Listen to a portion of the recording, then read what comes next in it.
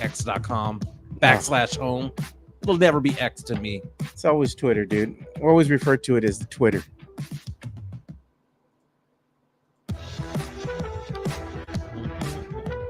So remember your cue now. On the bottom left-hand corner of the screen, when we have a minute out, Yeah. it's going to come out.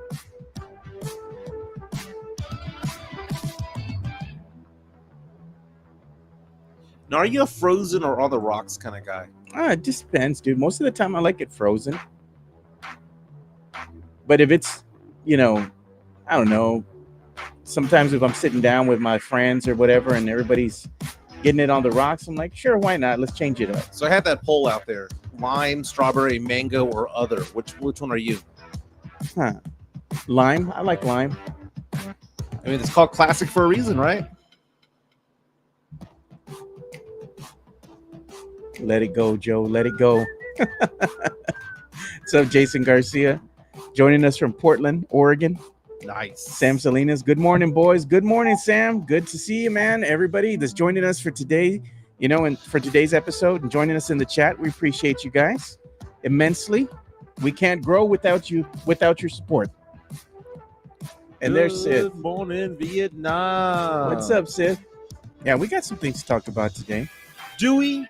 Oh, and look, I drove in here thinking to myself, we're a little light on topics. Look at what's going on, too. This is one that I just retweeted right now. It's being reported by Legion Hoops. The NBA is finalizing the media rights deals with ESPN, Amazon, and NBC that will bring in $76 billion over the next 11 years. Who is the odd man out? TNT. They're done. They done. But they don't come out right and say it. They don't want to let Charles Barkley and everybody else know, hey, this is going to be your last season next year. Is JJ Redick a done deal? I don't know. I've been hearing the rumors that he's going to be the next head coach of the Lakers. I want to see it. I mean, I know. See, there's the timer. There you go. There you go. Welcome to another episode of the Alamo City Sportscast with Mikey Menace and Joe Garcia. Make sure to subscribe and hit that like button. Join the discussion as we broadcast live from beautiful West San Antonio. And remember to tip your hosts as it helps the show grow. What's going on, San Antonio? What's going on, South Texas? My name is Mikey Menace. That is Joe Garcia. And this is the Alamo City Sportscast coming at you from the Alamo City, San Antonio, Texas, home of the Riverwalk. We do this from West San Antonio. It's a fun day today, man. We're at hump day already, right? Yeah. And the camera decided to work today. The camera decided to work. Thank God. Right. Yeah. I found out what it was. I'm going to guess what it was. Yes. It was melted by the sun. Right. No, that wasn't it. I wish that was it. What happened is that every time Windows does an update, it breaks something. So I had to go ahead and disable the driver signature enforcement. And works right away. 117 degrees yesterday. That was the heat index in San Antonio. You know who's outside working? The hardest working man in San Antonio, Chris Leha. Baking in that heat. Laying that concrete down there. It was crazy. Sarah Spivey from KSAT 12. Love her. Okay, I love her from KSAT 12. She posted that yesterday at 117 degrees, it was the hottest day, according to Heat Index, in San Antonio history. And they've been keeping these records since the 1940s. That's brutal, bro. So you have the temperature, right? The temperature right around 100 degrees, but it's about the humidity, the dew point, and all that stuff. It all came together, an awful perfect storm to make it 117. By the way, the record before that was set last June. Jeez, bro. San Antonio has always been about being hot in August, September. But something's different right now. Yeah, man. Okay? Something's different. And I'm reading an article right now. Is it the El Nino or El Nina? Dude, it's just madness right now with the temperatures right now. I'm reading an article right now about how not only was it super hot here in San Antonio, but it's super hot all over the South, to the point that the temperature in the waters off the coast of the Atlantic, where all the hurricanes come from, the Gulf Coast, hottest it's ever been at this point in the year. And so much so that experts that are, that follow hurricanes and whatnot predict up to 25 storms this year, and half of them becoming major. Look at this, Jason Garcia. It was 67 degrees here in Portland. Be quiet, Jason. Same thing with our boy Fernandez, Rick. Fernandez when he's in San 76 Diego. degrees. I'm going to be in Nashville this weekend where the high is going to be 79. Beautiful. Hey, man, you might get cold wearing the shorts. Exactly. But 117 degrees. Did you ever fry an egg on the sidewalk back in the day? Oh, God, no, man. Oh, well, I've done that before. I've done that before. But, man, everyone stay in. Not only should we all stay in, the puppies should stay in as well because my dogs. You kept them in? Cody, Duncan, and Daisy, they were all inside all day yesterday. Now, 2 of the dogs are outside right now. Cody and Duncan are outside, but I'll bring them in by noon. Yeah, it's too hot, dude. You need to get them a little kiddie pool, one of those little stock tanks. Yeah, I got to get something for them. But I put out, like at night, I put on the old school sprinklers. Oh, yeah. And they just love it. They just jump through it and everything. Yeah, getting wet. I mean, you got a golden lab and you got a husky. They like being outdoors. They what like do you say? Outdoors. They're animals. They're animals. They like being outdoors. I would much rather keep them out in the rain than in the heat because the heat, you can't escape it, man. At least with the rain, it's refreshing, right? Can't escape it, but oh my goodness. You have a pool here. You have an above ground pool. Yeah, I do. I have the neighborhood pool in my neighborhood. Going to go check that out at some point in the next few days. I think we're going to have to do a show from the pool one day. You mentioned that last year. It's ready to go, man. So in floaties doing it. The floaties, I got the little rainbow sprinkler. I got a big old unicorn I could put in there. I'm going to keep the t-shirt on the entire time. You know, we got to class up the joint, man.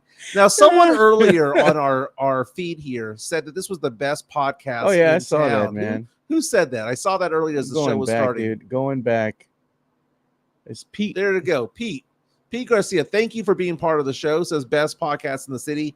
You guys actually talk sports. And that's the thing. This is a fun show, a fun podcast. Joe, I was doing the stats on this. We're at 906 subscribers strong, right? We crossed 900 last week. And I did the math. I went back in time, Joe. We are averaging 15 new subscribers, 15 new subscribers a week for the past 3 months. That has been the run rate because we were at 730 3 months ago today. And now we're at 906. You add it all up. We've added 180 or so in the last 3 months. It's about 15 a week, which means that we should get to 1,000 by sometime mid-July. Not bad. And I think that what's going to happen is when the NFL season starts, the Spurs start picking up. Boom. We're going to jump up and we'll be in the 1,500 to 2,000 range. It's going to happen. And we're also going to wind up doing some type of crossover episode. I know that. I'm going to talk with my boy, DJ LG. Yeah, over with Mike Taylor and Rudy J. When he comes back in, he's out of the country. I know he's going to be going out of the country and coming back. He's going to be busy. Those are friends of the show. We're friends of their show as well. But lots to get into today, man. You know, so we'll talk about the NBA Finals, which gets going tomorrow. I like that comment by Chris Gonzalez. They told Turner Sports to go to Galveston. There you go. NBA Finals starts tomorrow. We got to get into that, make some predictions when it comes to it. Yesterday, all the chatter when it came to the Spurs, man. ESPN, one of their analysts coming out and saying that the Spurs might be looking at the possibility of trading up. There's a new mock draft that came out today that I found to be fascinating because guess what? It didn't have Alex Sarr going number 1. Are things moving now that new reports are coming out? By the way, Nikola Topic did, in fact, talk to members of the Spurs.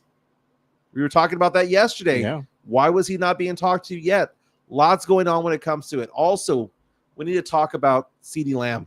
The numbers are in. He has got to be pissed if he's blowing 6 figures to not show up to OTAs. That's a lot of money, dude. He has got to, because that's a lot of money. That's a lot of money. 6 figures to make a point.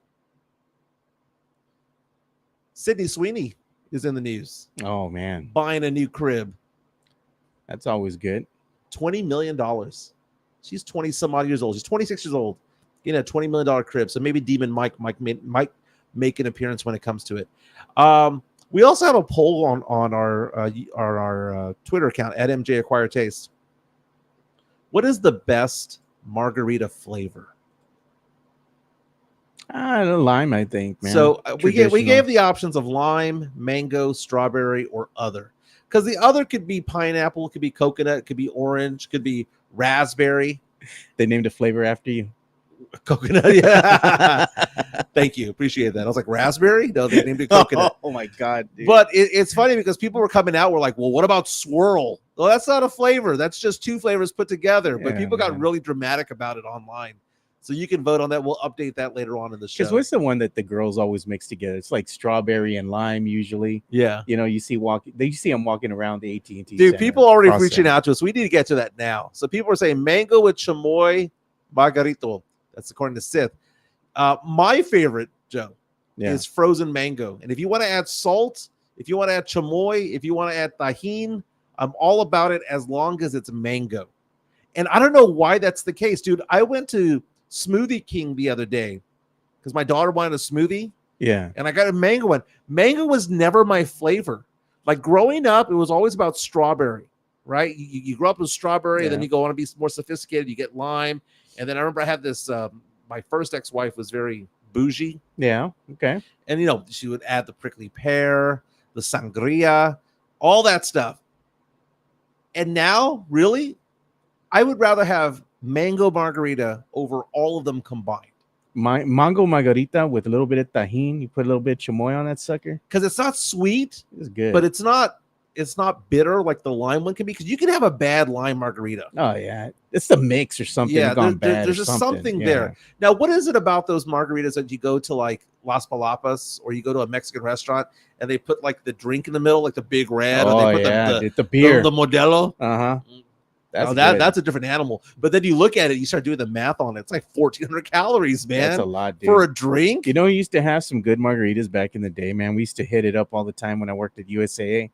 Chachos, man. Chachos. Well, was but the they place, didn't man. have tequila over there, man. No, Those were wineritas, which is why they would knock Wineritas. you up, knock you out. And they also had the JD and Coke margarita, the frozen one. The frozen one. Yeah.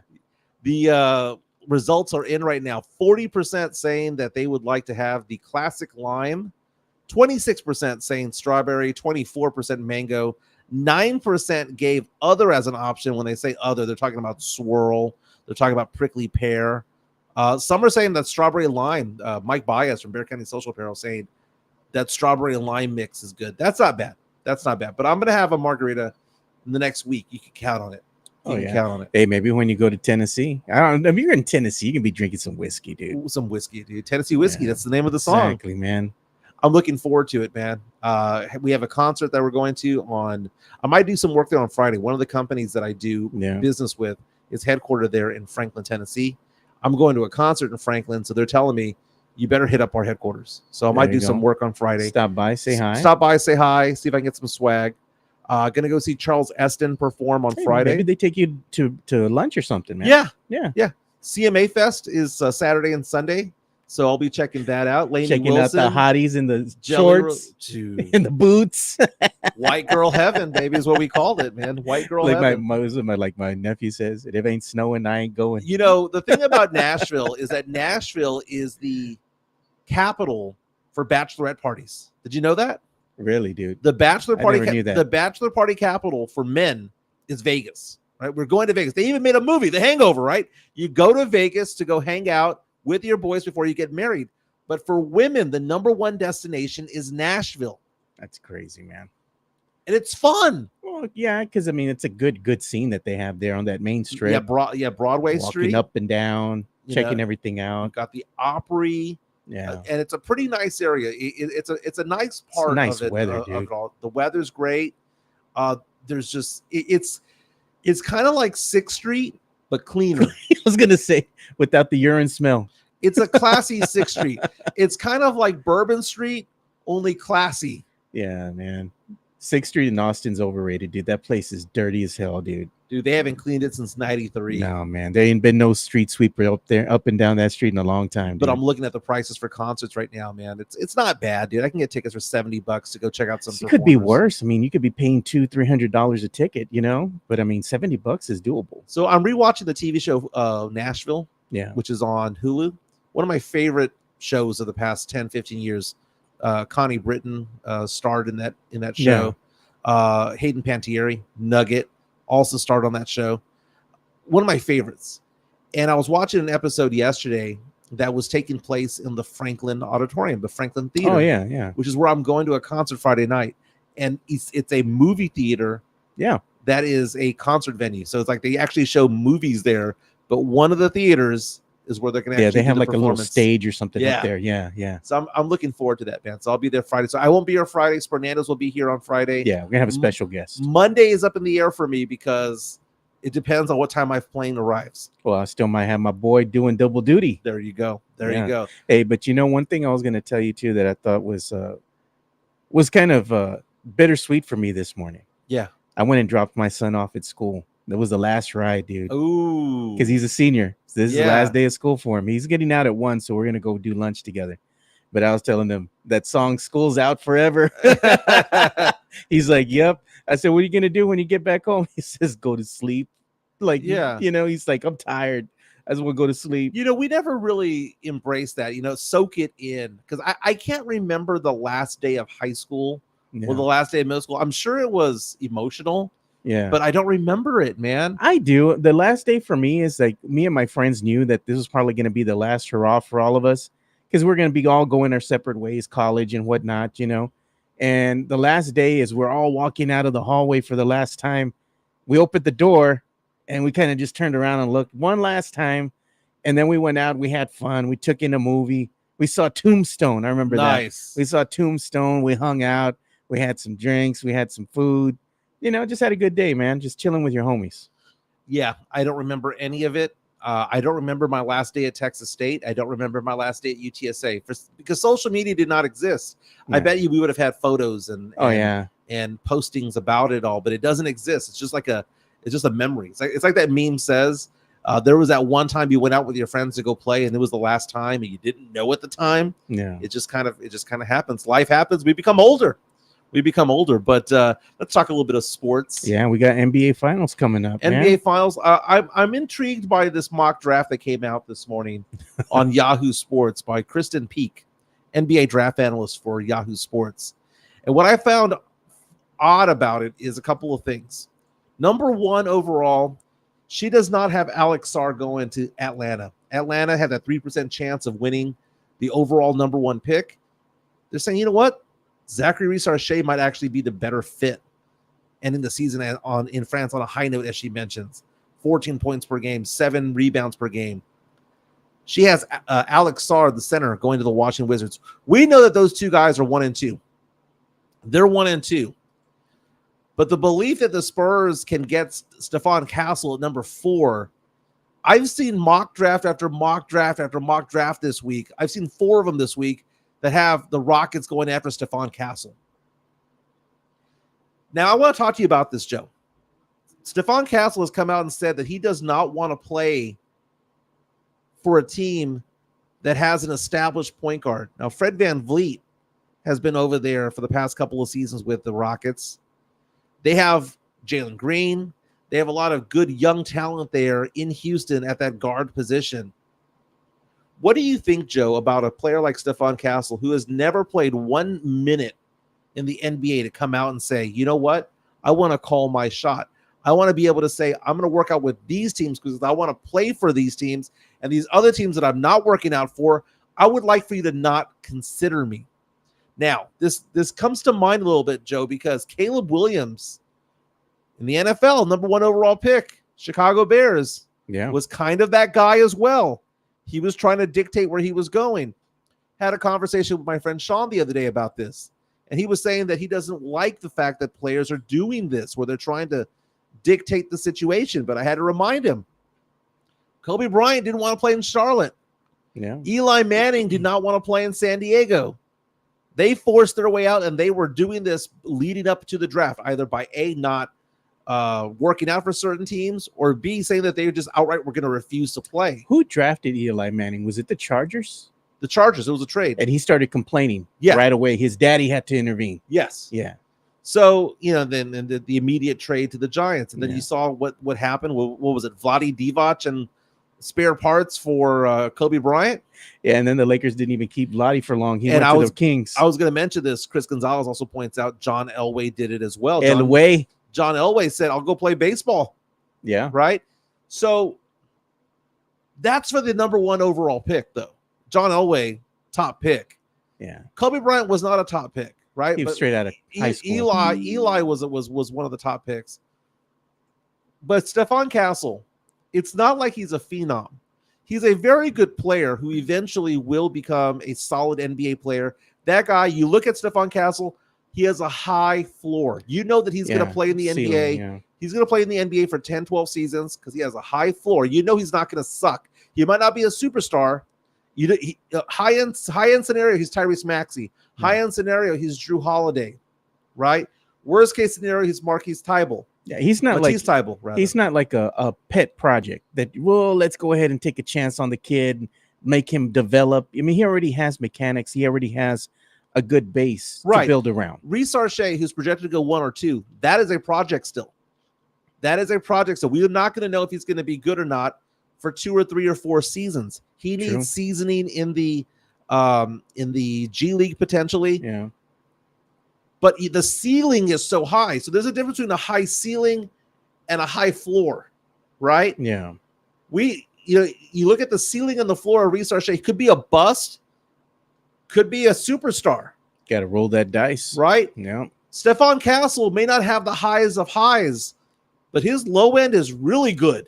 He's going to be a rotational player. Day one, he can play 20, 25 minutes day one in the NBA because he plays lockdown defense. He can contribute. Because he brings something to the table. Lockdown defender, great passer, can fill the lanes, can't shoot a 3 to save his life. It's like 26% for better or worse than Jeremy Sohan. Right around the same.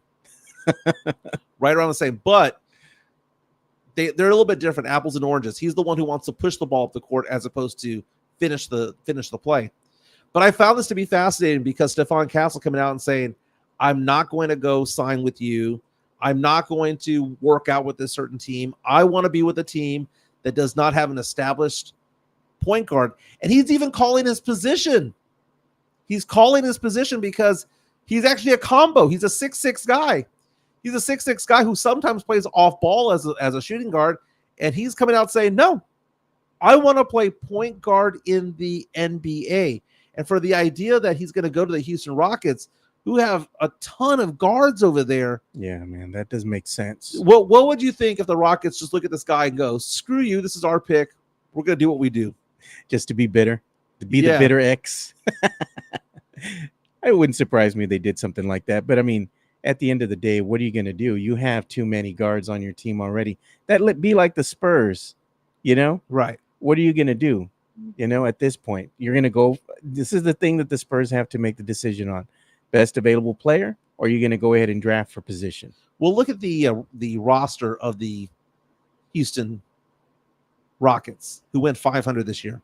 They've got Fred VanVleet, Dylan Brooks, Steven Adams, Jalen Green, Jeff Green, Jabari Smith Jr., Amen Thompson, Jock Landale, Jajan Tate, Alperen Şengün, Terry Eason, Cam Whitmore, already all on roster.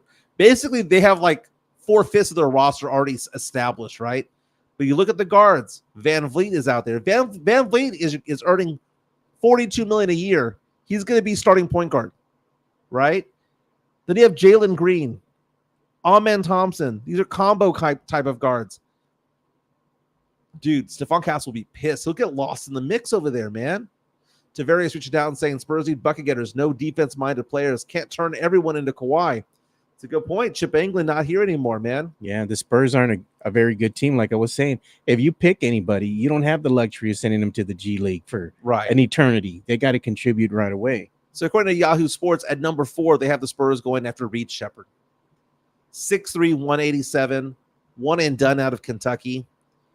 And Joe, if the Spurs got Reed Shepherd, I would be simultaneously frightened and excited at the same time. Okay, let's floor and ceiling. Tell me. I don't know. I don't know because it's Reed Shepherd.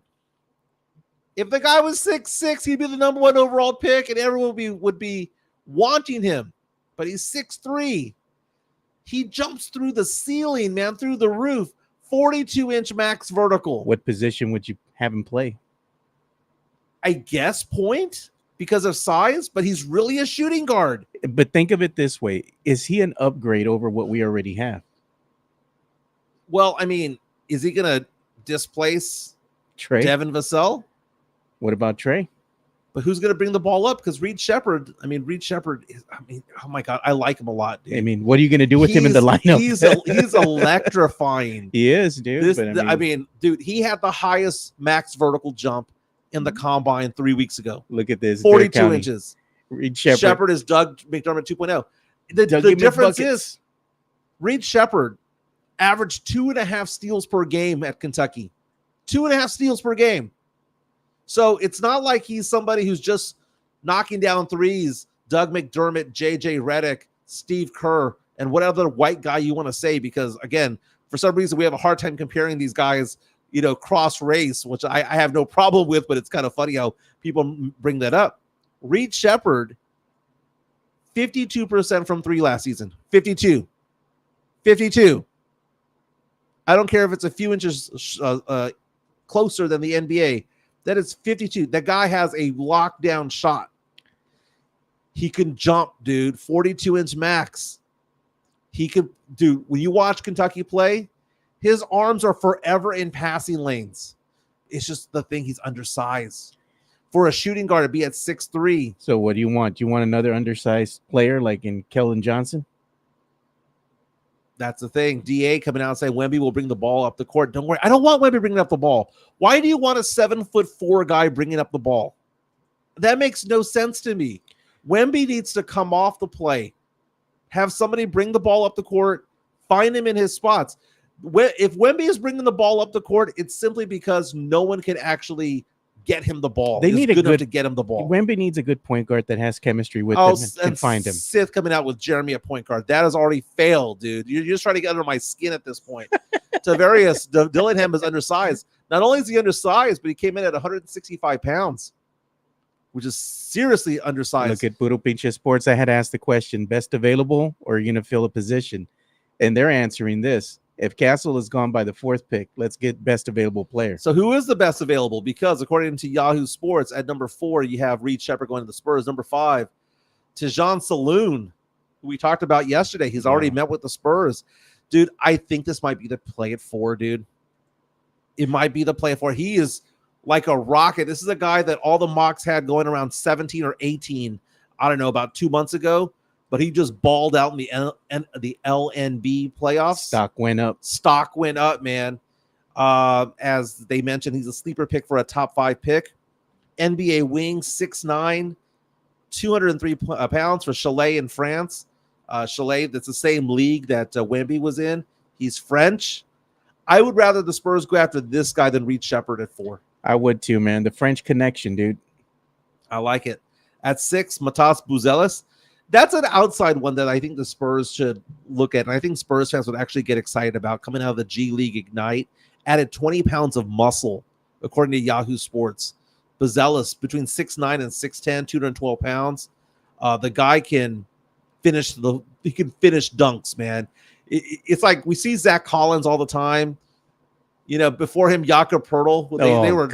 They were the 7-footers who didn't want to put the ball in the hoop. The lazy teardrop. Tap it in, lay it in. No. Buzelis wants to throw that ball down. I wouldn't mind. Number 7, Donovan Clingan. Think about Clingan, dude, his age, man. He's a little bit older than most that are in the draft. And at number 8, your guy, Ron Holland from the G League Ignite, averaged 2.3 steals last season. He's a forward, 2-3 kind of player. I don't know, man. It's running out the top 10. Dalton Connect and Rob Dillingham. Further down, Nikola Topic dropping to 11 to the Bulls. Cody Williams at 12 to the Thunder. Dude, if Cody Williams goes to the Thunder and gets to play with his brother.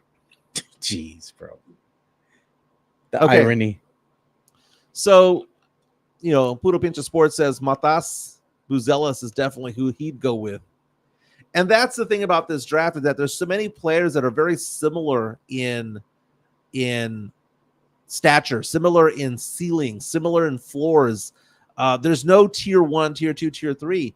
In fact, is Alex Sarr really the number 1 overall pick? Because, Yahoo Sports today is coming out saying that it could be Reece Shea. Look at Tim Gonzalez. Mike, you won't be upset if the Spurs draft Castle. I would not be. Because we need a point guard. They need bucket getters. The Spurs are lacking bucket getters. The guys that they have on the team right now, they ain't it, man. These guys are not going to be your bucket getters. Doesn't matter if they play 2 more seasons with Wemby.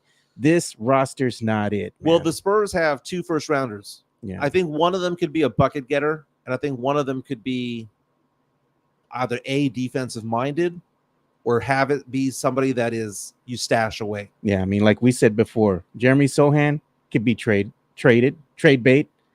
Keldon Johnson, gone. He could be traded anytime. Mhm. Who else you going to throw in the mix? You know, you got still bird rights to what Devontae Graham could mix it up, throw him in there. Zach Collins is the only one that nobody's going to want to take on that contract for a player that's, you know, let's face it, man. He's booty crumbs. Now, Jonathan Galvani of ESPN, and it was retweeted by Bear County Social Apparel, says that, quote, I prefer to be on a team that wants me, with whom I'm on the same wavelength to build a project and to progress, grow, and learn. I feel like the NBA draft. I'm ready for the NBA draft, and I know that I've got a summer of hard work ahead of me. I can do this more than I did last year. That's Zachary Reese-Archet, who's projected to go into the top 2. Look at DA says, in a dream world, we get Reese-Archet and Castle, man. I mean, that is a dream world, man. That is a dream world. But Jeff Garcia out there, you know, doing the big time work yesterday, talking to these top draft prospects. And it's just interesting right now because there are 12 names out there. And you know we're going to get 2 of them. You know we're going to get 2. You'll get 2, man. But the thing is, you can't satisfy all the fans here in San Antonio. Everybody wants to be that, you know, sitting on the armchair GM, Brian Wright, you know, Right. making these decisions. And it is what it is. Either you're going to be thrilled with the pick, or the Spurs are going to do a Josh Primo and draft somebody that no one was looking at. nobody's looking at, dude. And that's what Saloon probably was, right? Yeah. I mean, I think the Spurs were like, you know, low key saying, well, maybe we'll get Saloon with number 8. But he's played so well in the French playoffs that they might have to burn the number 4 pick to get him. Look at what Gert says. Thank you for watching all the way from the Netherlands, Gert. We appreciate you. Trade away KJ, Jeremy, Branham with the trade pick this year for the first pick. And they'd probably go after Reese-Archet over Sarr. I don't see Atlanta doing a trade with the Spurs. They've already done trades with the Spurs. We already have their draft capital. Yeah, the only way they wouldn't want to do a trade is they want their trades back. And why would we want to make them better? We have their 25 pick. And the 25 pick, dude, it's funny because we talk about how this and it's strange because the people who follow the prospects knew that 23 with Wemby was going to be a big draft. They're looking at 25 as being epic. It's going to be a lot of great players, like players that are going to be available further down in that draft would have easily gone top 5. Right. You know, and this the number 5 pick in the 2025 draft would have gone number 1 in 2024. Exactly, man. Right. And you take a look at all those Cooper Flagg and all of those guys, right? Start salivating already. You start man. salivating. Yeah, and you know man. what's going to happen? Spurs going to tank. Spurs ain't doing anything this offseason. We don't always tank, but when we do, it's a top 5. Well, I mean, because we'd have Atlanta's pick, we'd have our pick, we'd have a top 10 protected Chicago pick. They'd be stupid not to want to tank again. It's going to happen again. Spurs Coach fans. Pop, just throw out Jeremy at point again. Let's just do that, dude. It's going to be so frustrating. We are now entering year 3 of the Philadelphia 76ers trust the process. How many losing seasons under Coach Pop is this going to be now? It'll be 6 in a row. Dude, it's a full decade. It's a nice even number. It's 6. a full decade since the Spurs were last Jeez, dude. The playing game was at the bubble. In the finals. That was in the bubble, the playing game. Remember Yeah. that? And they got their ass handed to them by the Pelicans. Sean Kincheris out and says, then Pop needs to be like one last time and retire. JHNSB says, we hope that the Spurs don't turn into a poverty franchise. And that's sometimes the case. I hear Spurs fans all the time talk about the fact that the Spurs culture, the Spurs have no culture. There's a losing culture. We have a losing culture. Yeah. We have no culture. Like Tim, Tony, and Manu was a decade ago. We have no culture. That's like saying that the Cowboys have culture because of Troy and Emmett. Okay? They don't. The Cowboys culture is based on what they have in the locker room right now. Yeah, and then for all the eye candy they have at Jerry World, Jacob reached out saying, Pop looks at the bench. Who hasn't played point yet? Yeah. You know what he's going to do? He's going to put in the Coyote. Now, Tavarius brings up a very good point, and I've mentioned this before on Twitter, that Brian Wright wants the slow rebuild for job He security. probably does, man. Because he can sit there and go, well, we have all this draft capital, and I've yet to spend it. You know, He wants to make up for the Primo fiasco. Draft capital is exciting Yeah. when it is a top 5 or 10 pick. Like when the Spurs got the number 8 overall pick from, what was it, Toronto? That is exciting, right? That's exciting to get. But look at what happened a few years ago when the Spurs got Jeremy Sohan, right? In the same draft, we got Blake Wesley and Malachi Branham. How excited are you, Spurs fans, about Malachi Branham and Blake Wesley? What about boy, Champagne? They've shown signs, right? They've shown signs of, like, at least they're okay. But Branham's not going to be a star. Yeah, Blake Wesley ain't going to be a star. Barlow? Those were 3 first-rounders, right? What about Barlow? Dominic Barlow. These guys are just dudes, man. They're just dudes. Ask yourself the question, how many minutes would this guy get on a decent team? Yeah. And I'm not saying a good team. I'm trying to get you going, man. I want to rant. I'll give you a decent team. The Houston Rockets are a decent team. Didn't even make the playoffs. Didn't even make the play-in. But what was their record? 41-41, right? Yeah. Dominic Barlow. How many minutes he getting for the Rockets? He ain't getting crap. Julian Champagne for the Rockets. He ain't getting crap. Is Sohan the starting point guard of the or starting power forward of the Rockets? No. And that's just a decent team.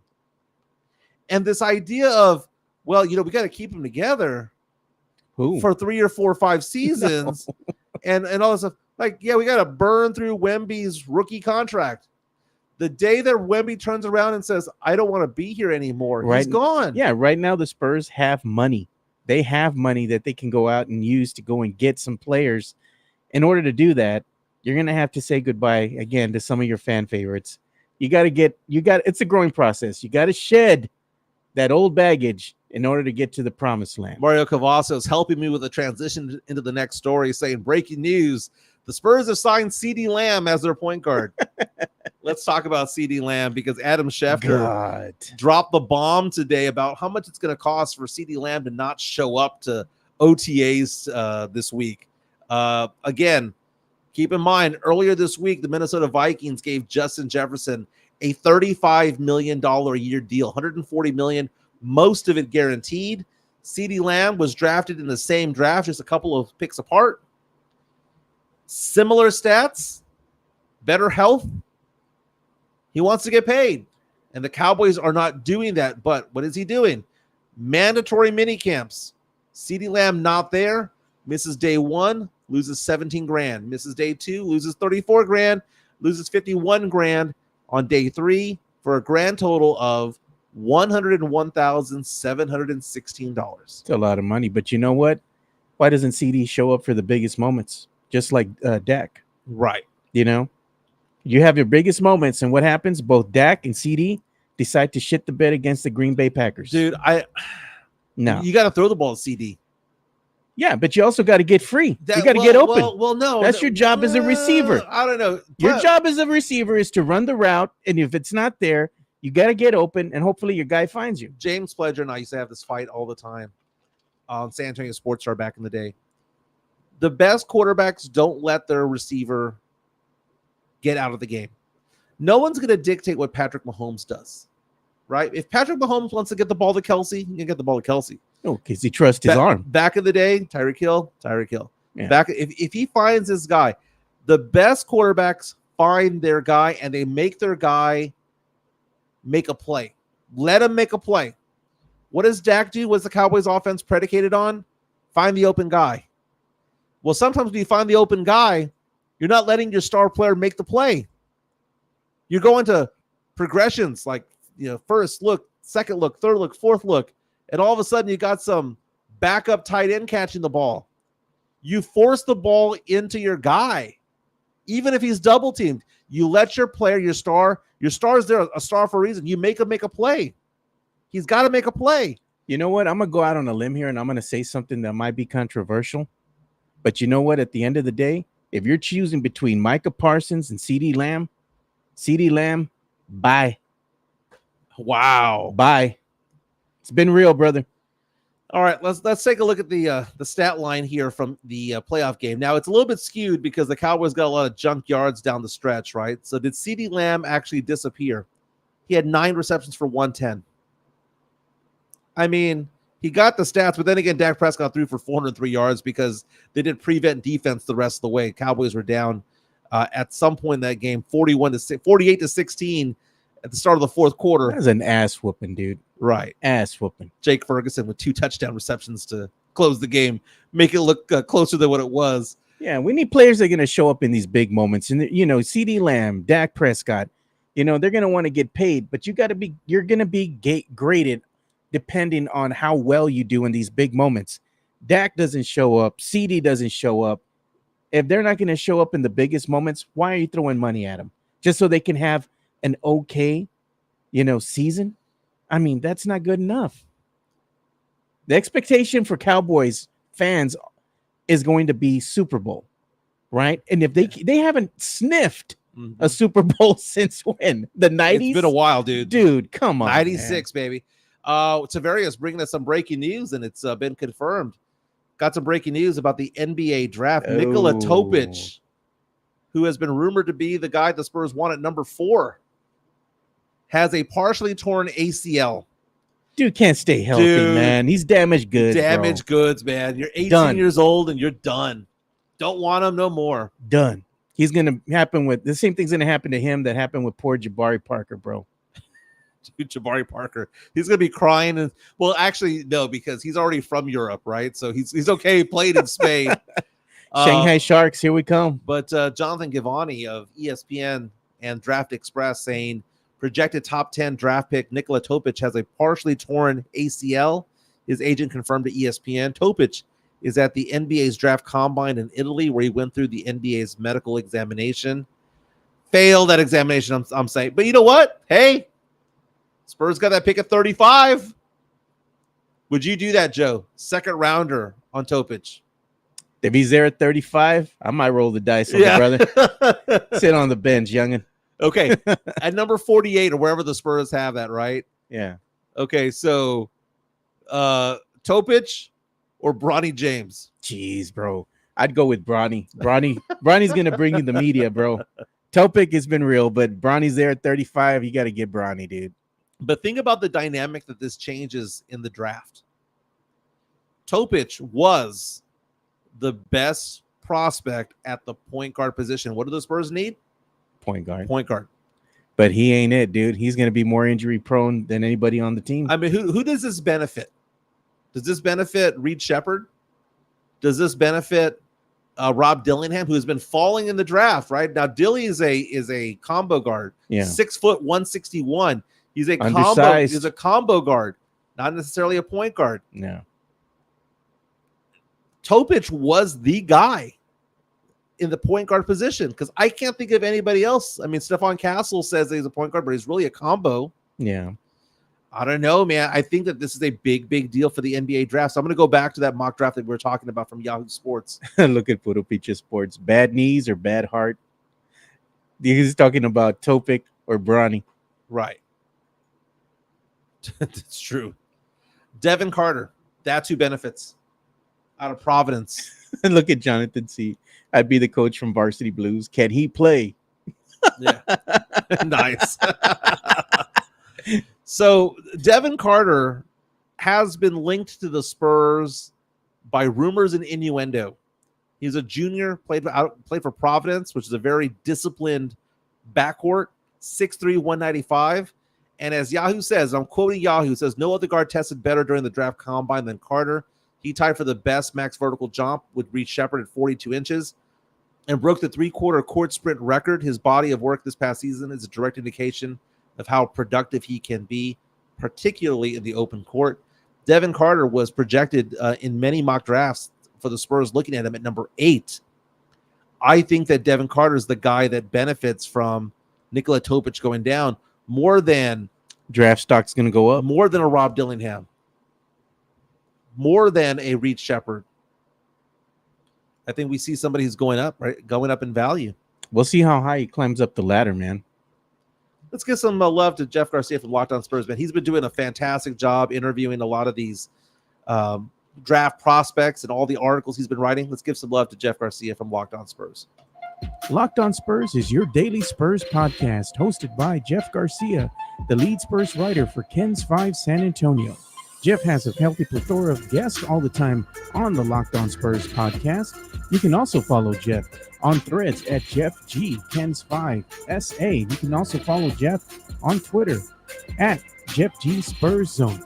So make sure you go ahead and give Jeff a follow not only on Threads and Twitter, but also on YouTube at youtube.com/@Locked On Spurs. This is where you're going to be able to find the replay of the Locked On Spurs podcast. Make sure to like, subscribe, and share.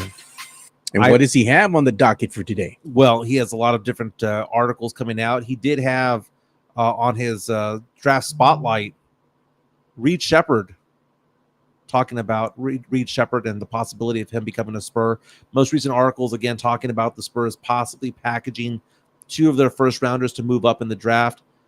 He has an article earlier today about how Spurs doctors spoke with Nikola Topic ahead of the NBA draft. He also has an article about Jeremy Sohan saying that he trusts the rebuilding process, but should Spurs fans trust that rebuilding process? God, this rebuilding process is going to take forever, dude. We're looking at it right now, man. We're looking at it right now where the Spurs are going to be that team that's gonna tank again next year. I don't see the team doing anything this offseason unless something comes to them. Yeah, unless some what is it? Maybe a trade that they can't pass up presents itself. But other than that, I mean, what's the incentive?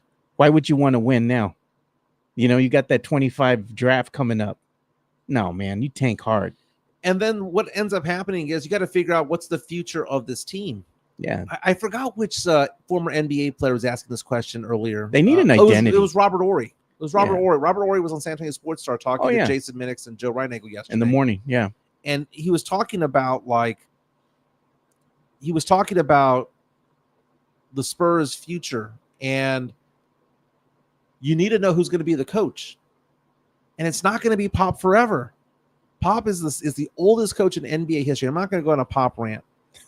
I'd say again, but to quote the movie Big Daddy, where that girl brings this old man, and says he has a 5-year plan, and Adam Sandler's like, was it not to die?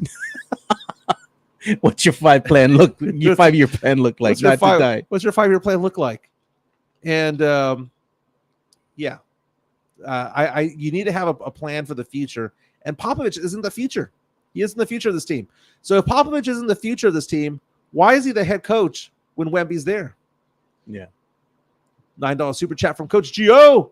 What up, Gio? Thanks for watching, Thank you, man. sir. Appreciate that. Yeah, and we gave love to Sweep the League yesterday. So again, man, make sure you go and follow our friends over at Sweep the League TV on YouTube and go ahead and subscribe to their channel. I mean, we benefit when everybody creates content here in San Antonio. It helps the community grow as a whole, man. So make sure you give some love to Sweep the League TV on YouTube. Very nice. Maybe we can get another camera that works, Joe.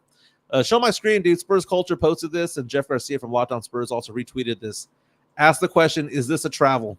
Oh, Lord.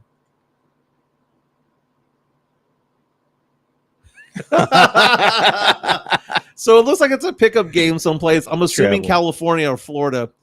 And this guy's going, no, man, I'm not giving you that point. It's a travel. And he's trying to explain himself going, I didn't travel. I just did a step through. Okay, first of all, 100% travel. 100% travel. So the guy is telling me, he goes, okay, you did this, right? Now you do know what a pivot foot is, right? You lifted your pivot foot, and the second that you lifted your pivot foot, it is a travel. People tagged me on this, asking me the question, Michael, you're an official. What is this? And I went back and forth with this one guy who doesn't like the sidestep. You know, we see Luka Doncic do this, right? That sidestep action. The sidestep is legal.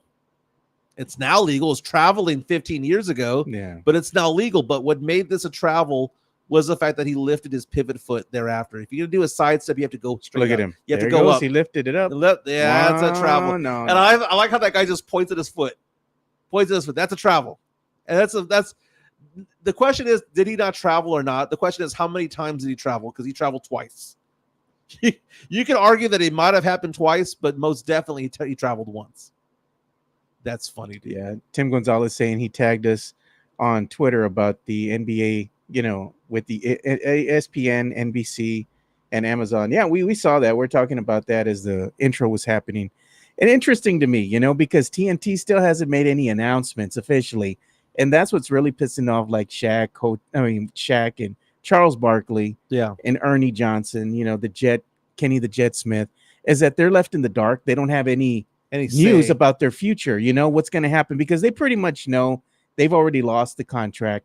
They're going to just go ahead and, play out the last season of their contract, which is next season. And that'll be it for them. That's their last ride. But they at least want to be able to be given the heads up. Hey, this is what's happening. Well, They haven't said nothing. a couple of things about this. Okay, so Legion Hoops reporting, as you mentioned, a $76 billion 11-year deal That's a to lot of money. finalize the rights between ESPN, Amazon, and NBC. So you're going to have Amazon Prime and the Peacock entering the fray. Right. Yeah. And John Tesh with the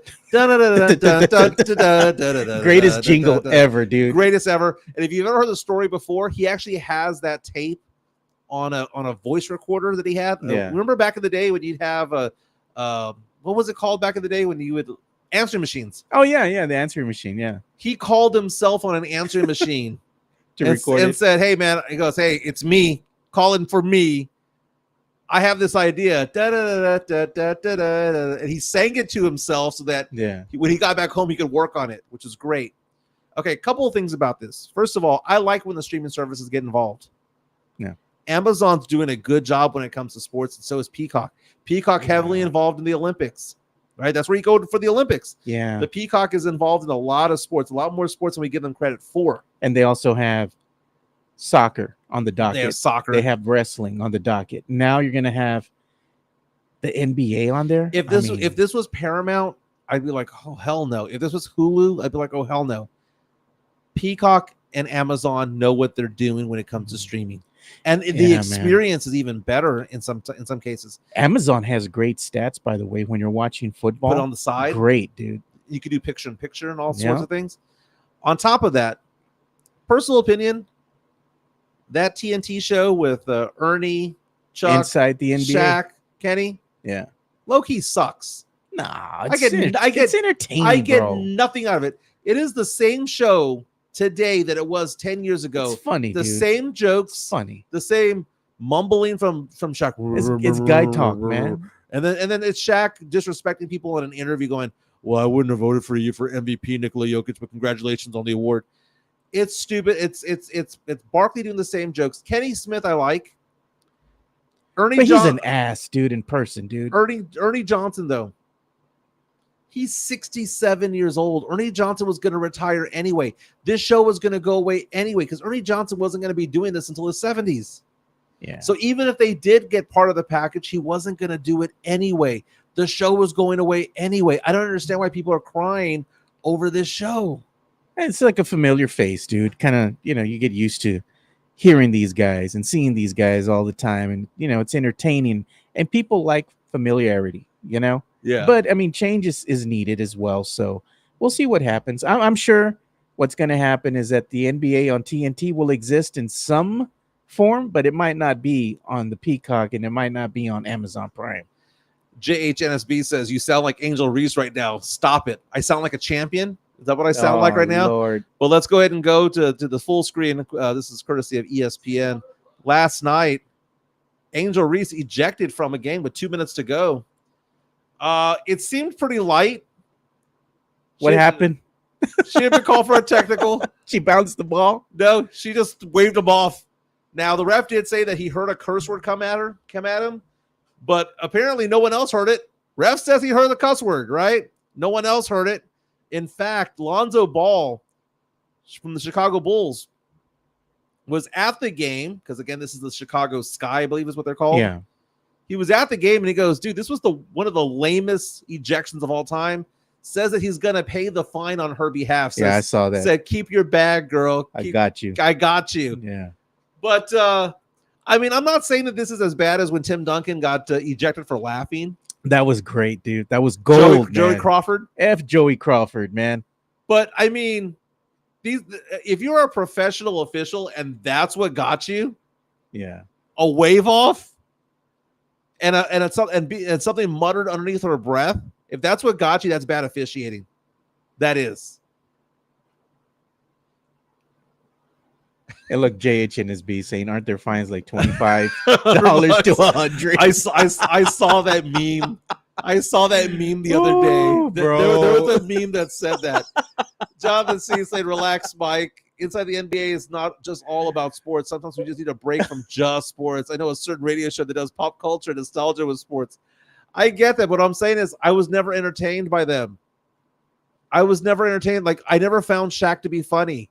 I rarely found Charles to be funny. Having Draymond Green on there was not good for me either. It just sucked. I mean, it was just to each their own. I just didn't like it. And then Ernie Johnson's being there at 67 years old. He's going to retire. Look at Puro Pinche Sports. Ref was being too dramatic. Man. I mean, look. Does it look like she's arguing? Nothing, dude. Dude, does it? I mean, Nothing, even if she did say something under her breath, does she look demonstrative? Is she showing up the official? Is she yelling at him? Is she even facing the official? She bounced the ball once and she's looking, who do I give the ball to? She probably went out. She probably muttered BS underneath her mouth, but threw the ball at him. Look, I mean, come on. And he gives her the heave-ho. Good grief, dude. Good grief. We can do some pop culture today? You want me to do the entertainment bump? Let's do it. Let's do it, man.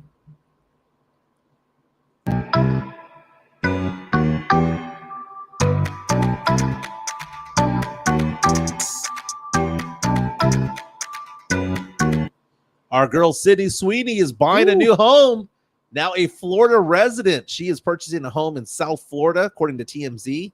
They describe it as a lavish oceanfront property, and they've got pics there. As she was touring the place, she was checking it out over Memorial Day weekend. $20 million for her new crib over there. $20 million. Not bad, man. I mean, good for her. And a lot of people were on our page the other day calling her Midney Sweeney. I know that is what. Why though, man? I know that's what MCS General Contracting, Leha, and all those guys go. Midney. She's beautiful, dude. She's she a stunner, dude. She put respect in the fact that she was the runner-up for the batting. She can help you work on your car. Come on, man. She's turning 27 in a couple of weeks. Sydney Sweeney moving to Florida. Not bad. Did you see the story about the Kelsey brothers, Jason Kelsey being called the cochino? I saw that, dude. Okay, so you know they have their very, very popular podcasts. And on the latest episode of New Heights, Travis Kelsey and Jason Kelsey now retired, they were talking about their routine when it comes to taking a shower. And Jason Kelsey revealed that he does not wash his feet. You're in the shower when he's in the shower. You're in the shower. Water's getting on him. I mean, so he's basically saying that he doesn't get soap and put them on the top of his feet or his bottom of his feet. That's just lazy. Okay. So, but a lot of people were like, well, wait a minute. We don't do it either. Wash your feet. Wash your feet. They're dirty, bro. Dude, even if you're at home, man, I have a rather clean house and I have Norma come by and she cleans my house every 2 weeks, right? When I'm walking up and down the tile of my house because I have dogs and whatnot, black stuff all over. Dude, about twice a day, I go into the tub and just rinse my feet because it's just dirty, you know. It's just kind of got dog hair, dirt, and everything on there. Yeah, man. So the fellas on New Heights are talking about it, and Travis is like, dude, I clean my feet, man. I'm not a caveman. And Jason's like, I don't do it. You know, I have water coming down there, right? It reminds me of the episode of New Girl. I don't know if you ever watched New Girl. When one of the characters says that he does not wash his bath towel. He goes, why? Every time I use it, I'm clean. Damn, bro. That's nasty. You know, the other question they should have asked him is like, do you at least wash your back? Because you know how they have, what do they call that loofah that has the handle? Oh, that has the handle. And you're supposed to put the soap on there. And, now, okay, so that's the weird thing. Like, I don't like loofahs. Yeah. I mean, the toallita, Use a towel. the little towel, Throwaway towel. the little towel, or just put it on your hand, to scrub around, man.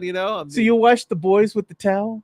No. I use the hand. That just sounds weird. That just sounds weird. I lather up. Woo! This is gonna be up on the clip, dude. That's a clip. Now let me ask you this: do you use bars of soap or do you use body wash? Nah, bro, you gotta use bar soap, man. What's that body wash gonna No, do, man? You man. gonna dunk the boys Dude, or what? okay, dude. So because you get down to the very end of the bar of soap, and it's like pancake thin, and it's sliver. and it's stuck to the Jesus. tile. Throw it away, And bro. you have to get your nail in there, or you got to no, rub on top of it to get some lathering going. dude. If it's that super thin, throw it in the garbage, man. Now, do you shave in the shower? No, Do you brush your teeth in the shower? no, Dude, I do all three. Okay, dude, I'm in the shower watching TikToks. you're a cochino. Watching Cochino. TikToks while showering. I shave even with the electric shaver. Let me ask you a serious question. You doing all this? Do you pee in the shower, bro? Oh yes. Oh my. Piss, dude. Aim for the drain. Aim for the drain. Am I cochino for that? You're cochino, bro. How am I cochino for that? You're a cochino. I have soap there. It's immediately being rinsed into the drain. This should have been a poll. Do you guys pee in the shower? It will be a poll. But I get my shower on. I shampoo my hair. God. I shave, brush my teeth, electric toothbrush and electric shaver in there. You know what? If it breaks, it breaks. Hand of a fist reaching out and say, bro, get a hand wash, dude. Hand wash towel. Yeah. What the hell? I said, how old is your house to hold bars of soap anymore? It's like the ashtray in the car. And then when it comes to bars of soap, how do you know which one to get? Right? The one that has the less pubes. I mean, because you're just using your hand. I mean, no, I'm talking about brand wise, right? Because I remember back in the day it was like Zest. I know it's buying Irish Zest. Spring. What was that shampoo that had the commercial of the girl having an orgasm? Herbal essences. Bro. Greatest commercials. You could never do that commercial ever again. Where she's like, oh. No, man. What I'll use now is like the Dove's Men Care. You know, they have the bar soap. Oh, just because it has the word men in there. No, I like it, dude. You're comfortable. No, I like it, man. It feels good on the skin, bro. It's just Dove with the word men on top of it. It smells good, and I like it, man. It's like, Coke Zero is designed to be Diet Coke. What are you going to use? You use Old Spice? What do you use?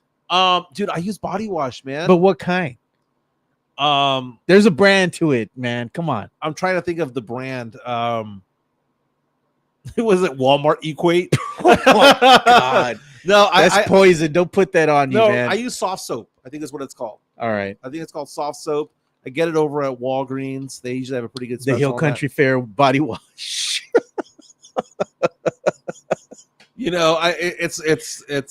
It's strange. Going shopping for myself now because I am, getting divorced and I've been living on my own for a year.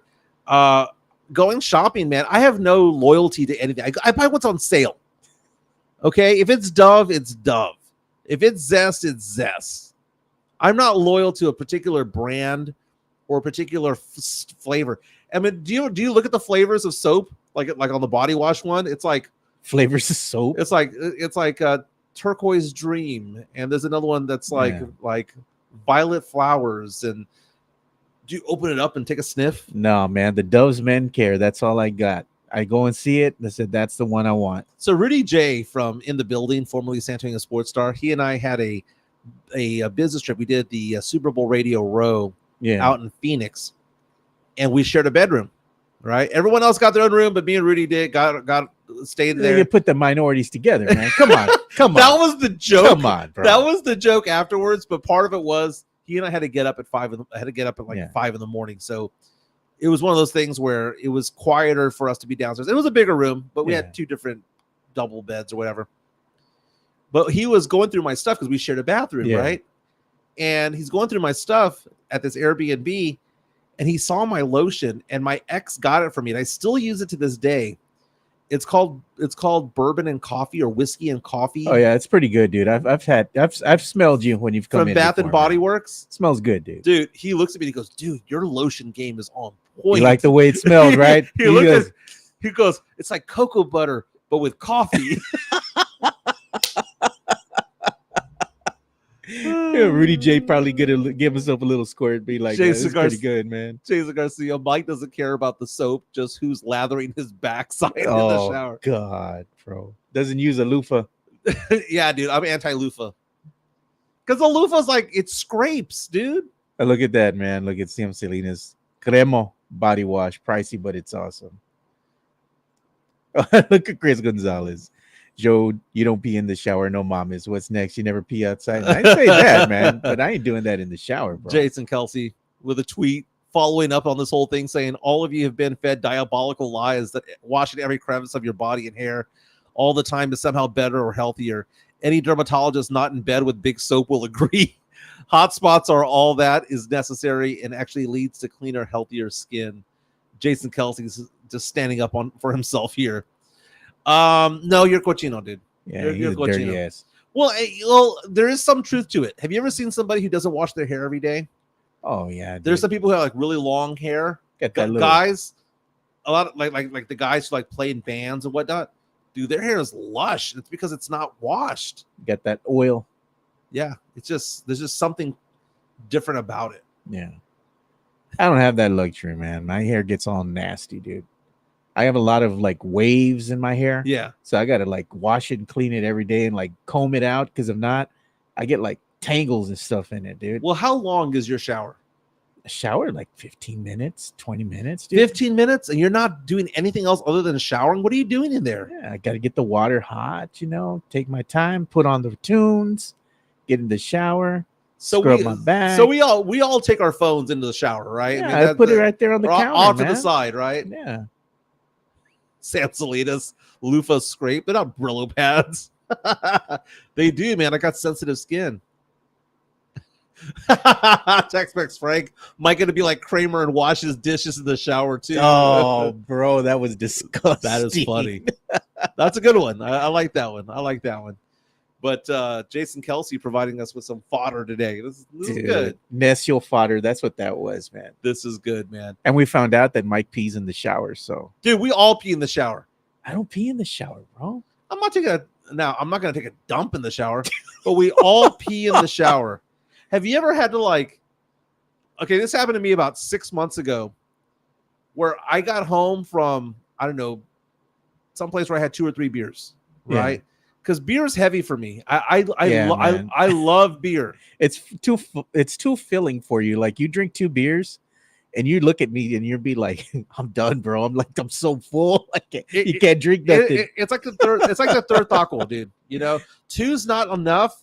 3's too many, right? Yeah. With tacos, it's the same way, right? It just sits there. With beer, for me, it's that way. Yeah. Okay, so I went with my friends to Vegas about 5 or 6 years ago. And we went to Margaritaville, and we were pounding back drinks, but it was all beer because it was like dollar beer or whatever. And we were all because it's Vegas, we were all downing them and we were all shooting them and all that stuff, right? Yeah. After about 6 or 7 beers, he had to come out. And I ran to the restroom at Harrah's, right? It's connected to Harrah's Casino, the Margaritaville. Yeah. You had to pee a laser. Well, I couldn't. This is gross. I couldn't find the restroom because they didn't have one in Margaritaville. Jeez, bro. So I had to go to the back of the casino, and at this point, I'm about to explode. And I remember going into the doorway, walking in, not knowing if I was going to throw it up, piss it out, or shit it out. I had coming out. Something was coming out. I ended up throwing up beer, not because I was drunk. It was just too much inside of me. So I hear all these guys who are like, "Man, I had a case of beer." How do you physically have a case of beer? You piss it out, dude. No, and you see these guys over there who pound it back, don't break the seal, and then 9 beers later, I'm gonna go take a piss real fast, and then they take a gallon long piss. My body does not function that way. It's funny how that it works for you because your weakness is the beer because it's too filling. But if I gave you, let's say JD, right, Jack Daniels and Diet Coke, That's you all night, bro. You're in cruise control Yeah. all night. Pounding back mixed drinks, what have you. Cruise control all night. But you give Mike a beer too. That's your kryptonite, dude. Dude, it just sits heavy, man. Is it the yeast? Is it the hops? What is it? Damn. Mike saying she ain't it. She ain't yours until you pee on her leg in the shower. You gotta claim the chick, right? Oh. 20 minutes, Joe. You will lose an eye. Jesus, man. It was because it was Mexican beer. He would have thrown up. He wouldn't have thrown up Stella. It's too ethnic. No, dude. When you have dollar beer in Vegas, it's probably like Bud Light or Hey, Bud Ice. That's a good question, Sam Salinas. He goes, "How does Mike handle the vino?" Well, the wine, brother. The last time I went out for wine was I had some friends take me to Vineyard or what? No, it was like this wine place over on at the Rim. I forgot what it's called. There's like it's like a little I've seen it's that a wine before. bar. Yeah, and we were there, and I had maybe 3 glasses of wine.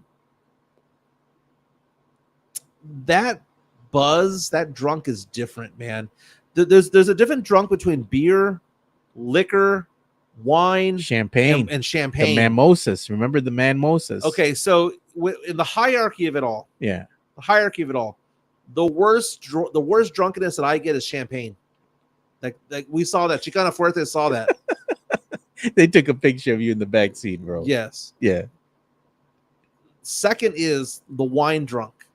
The wine drunk will get you. The problem with the wine drunk is that you don't see it. Yeah, man. It's like a punch that just hits you on the side of the face, and you're having a good time. You're like, oh, this is good. This is delicious. Let me swirl this around, right? Let me smell the oats of all this. And then all of a sudden, you're asleep on a couch. Passed out. The beer drunk is painful for me anyway. The beer drunk is, I feel bloated. Yeah, okay, I got that. Then there's the fireball drunk. Oh man, that fireball is nasty stuff, bro. That's the demon time right there. That's when you're at the UTSA game. This crowd is not loud enough. Which is true. Dude, Frank Harris was on this show saying the exact same thing, man. Oh man. I'm like, Sean, I bet you Sean's like, I can't take this brother anywhere, man. Let's go back to some sports real quick. I know no one cares about tennis, but I do. Novak Djokovic, the GOAT, is going to have surgery and is doubtful for Wimbledon. He's out for the rest of the French Open. Interesting thing that happened, man. This is a guy that has the most amount of Grand Slams with 24, right? He made it to the 4th round of the French Open, one of the majors. Played a pretty good player. Tore his meniscus in the middle of the match. Kept going through the pain. Won in 5 sets, but is now out of the tournament because he can't play.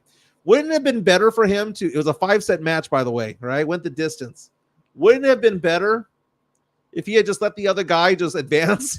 Because not only is he out of the tournament, the guy that he beat is out of the tournament. Yeah, that's kind of a dick move, dude. So then one of the guy that he was supposed to play in the round of 16 gets a free pass into the quarters. There you go. But part of me is also going, well, but I mean, talk about playing through pain, a torn meniscus, and he's going out there doing his thing. I mean, I respect it. I'm not saying that he should have lost on purpose, but what I'm saying is that if he knew he was hurt, why are you going to keep going if you know that you're not going to be part of the tournament any longer? I guess he just wants to compete. It's probably, athletes at that level, they ain't got no quit in them, man. They just want to win at all cost. Did you see the name of the number 1 running back for Ohio State who just signed with them? Bo Jackson. His name is Bo Jackson, no relation. Wow. They got a commitment, 2025 recruiting class. A guy named Bo Jackson, the number 136 recruit on the ESPN 300. He chose Ohio State over Alabama and Georgia. No relation to Bo Jackson. But can you imagine if there's a stud running back by the name of Bo Jackson in college football in the NFL? If the kid plays multiple sports, he's going to reach that legendary status with that name, man. Yep. Tomorrow we've got game 1 of the NBA Finals. It's going to be played in Boston, 7:30 p.m. on on ABC. This is interesting to me because you told me Boston, No, right? Didn't you tell me it was Boston? I have Dallas. No, I told you the two best players in this series both play for Dallas. Yeah, So I I'm mean, I agree Dallas. with that. Kyrie, Luka. Yeah, Right. So call your shot. Dallas in 6. I got Mavs in 5. Wow. Boston has had the luxury of just going through Coasting through because of injuries. Jimmy Butler hurt, Tyrese Halliburton hurt, Jalen Brunson got hurt, Yeah. Giannis Antetokounmpo got hurt. All of these star players, Joel Embiid got hurt.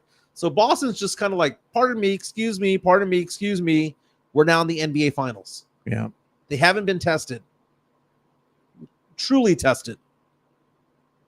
Dallas had to go past the number 1 overall seed. They had to go past a 2 superstar team. Dallas is just finding a way to win, and they're hot at the right time. And Luka, even on one leg, is playing like the best player in the NBA. Game 1 tomorrow. Boston favored by 6.5 points. Give me Dallas plus 6.5. Yeah, man. I got Dallas too. I got the Mavs winning this one in 5, man. Not to discount what the Celtics are. The Celtics are arguably the best team in the East right now. Mm-hmm. They're advancing, but it's because as we said, it's circumstantial. It was because of injury. Right. Now, if these teams were healthy, who knows what could have happened? But that's the nature of the beast. That's what happens. Sometimes some teams have an easier path to the finals than others. The Mavs have been battle tested, dude. And I think they're going to be the scrappier team. And I believe they're going to be able to just overpower and dispatch the Celtics. Because quite honestly, I believe in this Celtics team. I think this Celtics team is soft, man. I think they are soft as well, man. That's a good way of putting it. I don't trust Jason Tatum at all. Jaylen Brown, I do trust. The one thing that I would say that maybe, just maybe, would be difficult for the Mavericks is the fact that they were hot and had to sit down for a week because the finals were scheduled to start on June 6th, and they've been not playing for the past week or so, right? They took care of Minnesota, beat them in 5, went 6 games with Oklahoma City, and then beat LA in 6. But let's go back in time. They lost game 1 to the Clippers, came back and won game 2. Against Oklahoma City, they lost game 1, came back to win game 2. So first 2 series for the Mavericks, they still won despite losing game 1. They're going into Boston, into TD Garden, hoping to get the split. Yeah, man. I think Kid, man, he's going to go ahead and pull out his magic, dude, and he's going to be able to dispatch this Celtics team. He's going to be able to figure them out when other teams have not, Tavares is saying Celtics lose, Spurs should trade for Jaylen Brown. Dude, I would love Jaylen Brown. I wouldn't mind Jaylen Brown. Even with his $50 million contract per year, I would love him. He's a better player than Tatum. Tatum is the better player 1 through 82 regular season. Playoff time, I trust Brown more. He's got that dog in him, dude. You look at like Chris Paul versus Tony Parker. Chris Paul is a great regular season point guard. Always injured in the playoffs. Tony Parker was the one who would step it up in the playoffs and make a better player. But you know what? Tony Parker was playing injured too. He had all those deep leg contusions, or was it chin contusions and all that. He still managed to find a way to win and propel the Spurs to greatness. CP3, how many chips has that brother won? And he's always injured in the playoffs. Every time he's in the playoffs, he's injured. And going back to the days that he played with the Clippers, what did the Clippers do against the Rockets? And one of the biggest collapses in playoff history, man. Deadspin came out with their favorites. I had seen this earlier today. Their favorite prop bets. So prop bets for the NBA Finals. Jason Tatum, -115 to win Finals MVP. Obviously, Boston would have to win it. Yeah. Kyrie Irving to hit the most 3-pointers in the series is at 7-1.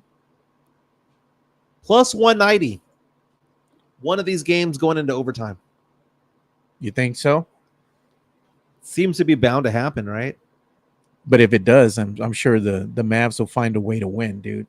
Luka is that guy. Luka is him, dude. He finds a way to make those shots, bro. And even on one leg. Look at what he did to Gobert. Yeah, He cooked him, dude. on skates. Yeah. On skates. Plus 220 for the series to go 7 games. That's not bad. Luka Doncic 2-1 odds to be MVP. Think about that. If you think Dallas is going to win, who's going to be the Finals MVP? Right? It's going to be Luka, right? It has to be Luka. If it's not Luka, then it's going to have to be Kyrie. Kyrie 16-1 odds to be Finals MVP. I like it. Man, that's a great 1-2 punch that the Mavs have there. Plus, got to tip your hat to Jason Kidd. Did a miraculous job of coaching this team. I mean, he went to the freaking finals with Kyrie and Luka and a bunch of scrubs. Yeah. You know? And ESPN had an article today saying Derek Lively, is one of the reasons why the Mavericks made their way to the finals. Derek Lively putting in some really quality minutes there as a rookie. Keep in mind, the Mavericks tanked and got popped for him. $750,000 fine because they tanked the last couple of games of the season to be back in the draft because they had a lottery protected pick. It worked out.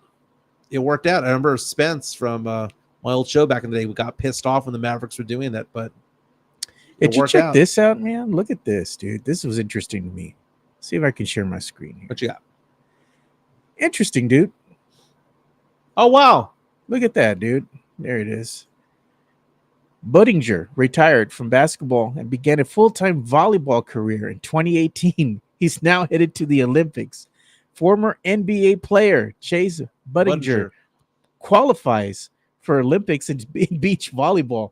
Talk about finding a second career after you retire, dude. Mm-hmm. I mean, damn. Good for him, man. Yeah. Hey, that's badass, dude. And I'm looking forward to the Olympics. I'm looking forward to the basketball. I like the track, and I like to see the swimming, dude. I want to see Vive la France. Wemby. Yeah, is there going to be another? What was that guy that oh my God, I cannot believe I'm forgetting his name. The guy that won all the gold medals for swimming. Oh, Phelps. Michael Phelps. Yeah. There's not a Michael Phelps this year. There really isn't. That's why I'm watching the basketball. Jeff Garcia from Locked On Spurs, Ken's 5. Don't forget to subscribe to him. Sorry. On Twitter and on the X. Has an article about the fact that there was a Wemby card. There you go. An autographed Wemby rookie card that was pulled during a card reveal. Can you imagine that? Being online and pulling that card out? Badass. Hey, man, and Hooper Flash, he's a frequent listener of the show, too. Thank you for watching all that. He was saying that they have some card packs now. You can go and check him out on Twitter at Hooper Flash. And he was saying that the card packs they have at the neighborhood Walgreens, pretty good, man. If you're a card collector, he recommends picking a pack or two up. Congratulations to your son. No, thank you, man. Wrapping up his career when it comes to high school. Going on to the second phase of his, let's say, education, which is going to be the collegiate level now. I don't know where he's going, dude. He's got offers from Texas Tech, UIW. He's got UTSA. He could go to, Sam Houston State. He can go to some other colleges, St. Edward's over in Austin. I mean, he's got a lot of college offers, and they're giving him scholarships. And these scholarships aren't nothing to sneeze at, you know? They're giving him some good scholarship money there, you know? So he's got some decisions to make, dude. It's like, which one are you going to pick? Very proud moment. I know when I was with my daughter, when she went to LSU. Yeah. It was during COVID. And a lot of these colleges were not giving the scholarships away that they normally did because of COVID, and people were not leaving out of state because of the pandemic and all that stuff. And LSU came up and overnighted us she applied, and overnight came an offer for $90,000 of scholarship money. That's a lot of money, dude. And I was like, Gabby, looks like you're going to LSU. And she had gone to a summer camp over there. Yeah. So she had spent a summer in the dorms over there. She already knew what it was like. She knew what it was like. We went over there to go visit. She was a little bit skittish about it all because the other place was Texas State. And I remember telling my daughter, I went to Texas State. Yeah. But I was a ABC student going to Texas State. You are an A honor roll student. Shouldn't be going to the same school as me. Nothing wrong with Texas State, but shouldn't be going to the same school as me. The education of you being away from home is what you need. Yep. And I told her, I said, you need to go someplace else. I would want you to go to LSU. And she thought about it. And I remember her grabbing my arm going, Dad, make the deposit. LSU. LSU it was. Hey, man, even though, they give you good, scholarships and whatnot, you still got to come up with a hefty, like 10 grand, 12 grand. Yeah, I was paying about 15,000 a year. Yeah. 15, 16,000 Room a year. and board, meal plan, books. And that's not even including her car. Oh, yeah, that wasn't dude. including her auto insurance. Miscellaneous. Having kids is expensive. But the thing is that I was able, and her mom, my ex-wife, we were able to get her out of school debt-free. That's good. And that's the thing. She can actually enjoy life, because right now I feel bad for those who are 20, 25 years old. Oh, man. And when I hear guys that are in their 40s, 50s, and 60s talk crap about younger people, they don't work very hard. Oh, you should do this, that, and the other. Dude, it's a different world. Them student loans, bro. They got student loans up the ass. They've got it's impossible for somebody young to buy a house these days. It's impossible. They look at that student loan debt, dude. They look at that student loan debt, and right now the cost of a house, dude, a normal price house in San Antonio right now for an average house, $300,000. I mean, you could get some that are starting at 200, but they're not going to be in an area that you like. Yeah, but in order to qualify, you have to make six figures in San Antonio as a person or as a unit, husband and wife, or husband, wife, wife. You need to have 100,000 come into San Antonio, into a household income to actually live the American dream. Yeah, because you got to pay for insurance for the home. You got to pay for car insurance. If you have a car note, you got to pay for that. Groceries, your utilities. At the end of the day, it all adds up. Yeah, boomers had it easy. JHNSB says houses for 100,000, 4% interest, both have doubled now. Yeah, man, I was looking at pictures from back in the day, just popping up on my Twitter feed, and they were showing houses from when people were coming back from the World War II, and then they had that housing boom happen because you had all these soldiers coming back. They had this income, they had some money. They wanted to, go ahead and start their families. They were buying homes at that point in time for like nothing, dude. Mm-hmm. Nothing. The cars at the time, dirt cheap. But I mean, that was yesterday's prices. Right. You could buy a home for like $8,000, $5,000. We are being gouged to death, man. That is the thing. I'm going to put a poll out on MJ Acquired Takes later on today, asking the question, do you pee in the shower? Do you use a loofah?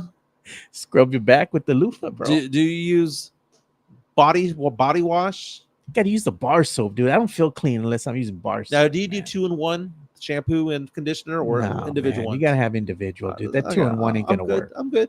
I'm fine with that. Yeah, 2-in-1 ain't going to work, bro. That's just garbage, man. Nikola Topic, partially torn ACL. Damaged goods, man. Gonna tumble down the draft, dude. He is, man. Feel bad for the kid. Feel bad for him, man. But I mean, it's good that at least that's disclosed now, rather than a team taking a chance on the kid. And what? Now it's a wasted pick. It is. Everyone, enjoy the day. Bring the doggies in. Hit the like button on the way out. If you want to tip us, the QR code's on the top left. Don't forget to share, like, subscribe. Again, we're at 906 subscribers strong. We were at 736 90 days ago. We're on track for about 15 a week, man. 15 a week. Thank you for making this happen. And thank you, everybody, for being on the stream. EG, I see you there. I wonder if they've switched to body wash in prison. Don't drop the soap. That's why they have it on a rope, bro. You put it on your wrist. Sam Slynn is saying, good show, boys. We appreciate it, man. Thanks, man. We'll be back tomorrow. This is the Alamo City Sportscast from San Antonio. See you tomorrow.